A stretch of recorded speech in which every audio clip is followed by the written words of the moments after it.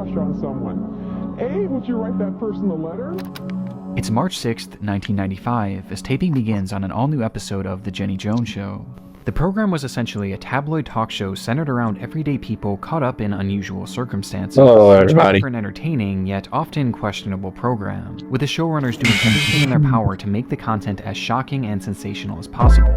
And this episode was set to be no black guy in the back. The segment centered around 6 people, each of whom had a secret admirer, who would be revealed for the very first time here on the show, with the most on this show by far shaping up to be 24-year-old Jonathan Schmitz.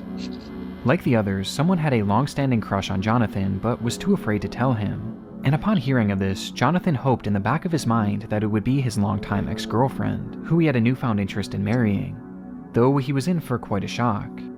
The twist in the episode was that Jonathan's secret admirer was actually a man named Scott Amador. Yo, I would be mad, bro. I ain't even gonna hold you. If my secret admirer was a man, and I thought it was my... I ain't gonna go there, my bad. The two were actually good friends, though Scott had never once mentioned having any sort of romantic interest in him, due to the fact that Jonathan... Lying in my face! ...was straight, and had never given any sort of indication otherwise, setting the scene for what was surely going to be a shocking reveal. A reveal that the crowd just couldn't wait to see. B, would you tell the person in private in case he rejects you? Or C, would you tell that person that you're gay and you hope he is on national television?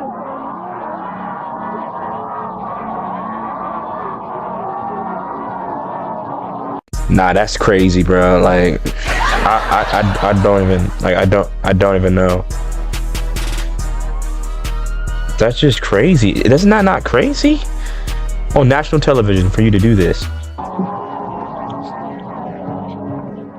The host, Jenny Jones, starts by talking to Scott and a mutual Jenny Jones is messy! How this crush began in the first place. I want you now to meet Donna and Scott. Now, Donna has been helping Scott.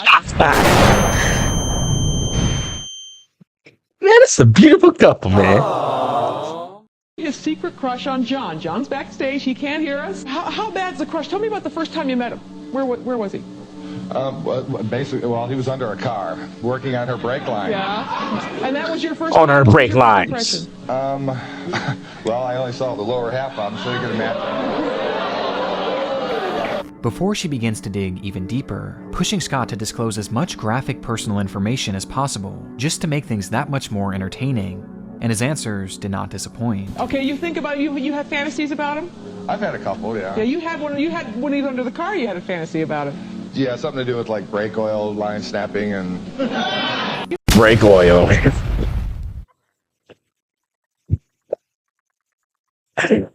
I love me some fucking oil. I have another one that involved. You were in a hammock or something. Tell us about that fantasy.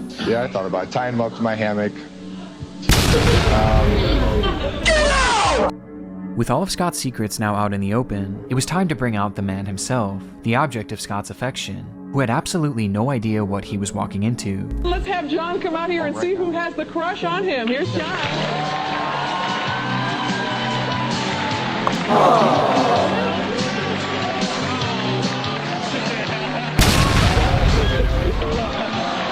Look at that hug he gave him, bruh. He gave the big, beautiful woman a kiss, but gave John a half hug. I would have grabbed John's butt cheeks.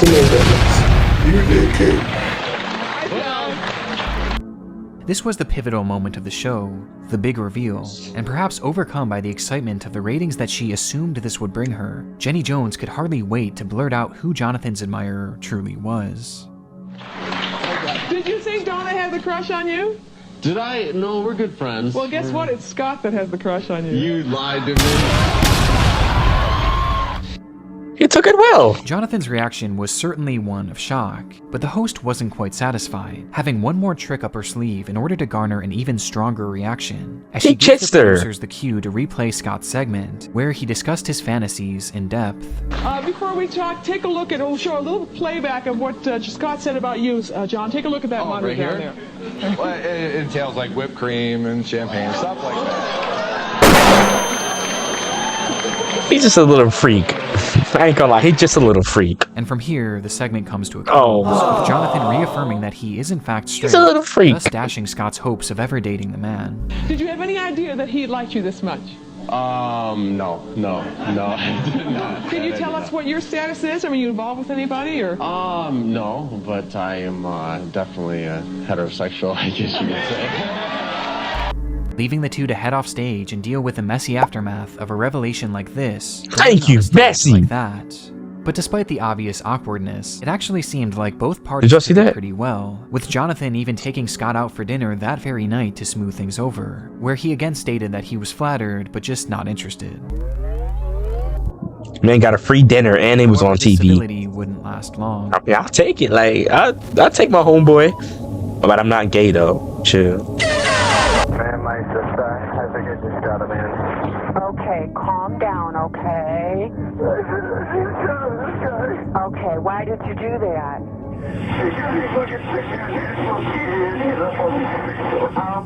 Okay, I want you to calm down. Okay, the gun's in the car. Okay, I want you to try to calm down. Okay, can you tell me again why you shot the man?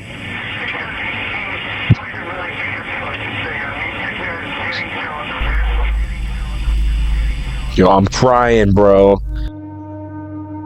Though he didn't say it at the time, the truth was that Jonathan was left shaken and embarrassed by what had happened on the Jenny Jones show. And despite It's just the a fact that show. the program at this point hadn't even aired yet, it was weighing heavily on his mind, just knowing that it would soon be seen by people he knew. And this feeling was only intensified due to the fact that Scott was seemingly not taking no for an answer, leaving a note on Jonathan's door just 3 days later, writing, "If you want to turn this off, you'll have to use a tool. It takes a special tool." Alright, bro. That's on him. Don't hop in this water if you can't swim. Don't hop in this water if you can't swim. Spider does not move if it doesn't feel threatened. That's all I'm gonna say. That's all I'm gonna say. This note was his breaking point. The moment Jonathan read it was the moment he made his mind up. He was going to kill Scott Amador. He left his house right then and there and purchased a shotgun, which he used to break down Scott's door, approaching the man and firing 2 shots at point-blank range, both of which connected, killing Scott instantly. Bro got aimed by. He went 2 for 2 and did not miss a shot. He could have went to the military that aim.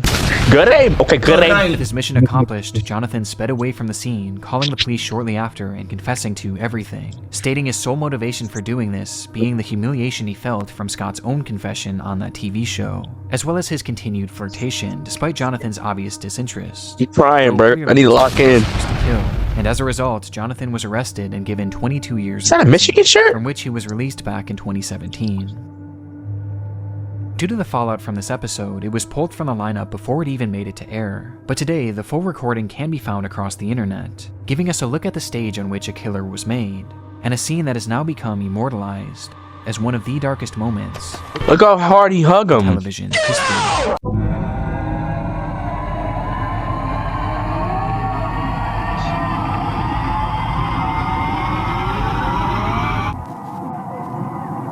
Is that it? Is that it? Is that it? That gotta be it.